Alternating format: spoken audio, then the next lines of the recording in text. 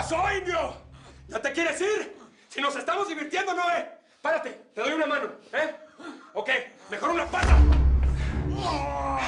¿Dónde está el capo más fuerte de Tijuana, ¿No que eras más fuerte que los Aceros? ¿Más diablo que Teca Martínez? Es ilegal, güey. ¿Ilegal? ¿Tú crees que tienes derechos aquí? Órale, tú no eres nada más que una basura. ¡Una basura que no llega ni a animal! ¡Te voy a denunciar! ¡Cállate! ¡Cállate, ya cierre!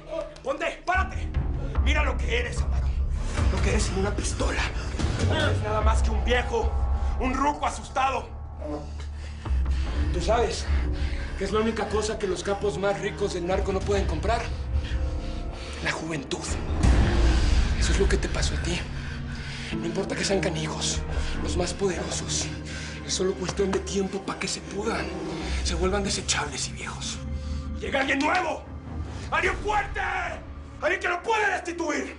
Y eso es lo que te pasó a ti. Tus hombres ya no confían en ti, porque ya no sirves para nada.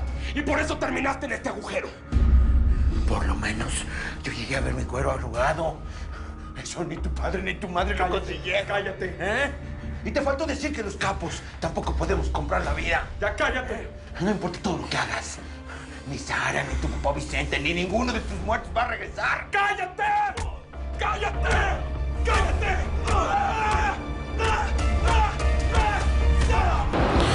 Mil gracias por seguirnos en YouTube. Si te suscribes aquí, encontrarás todos los capítulos de La Señora 03 La Coyote. También puedes visitar telemundo.com, donde encontrarás todos los capítulos de esta superserie.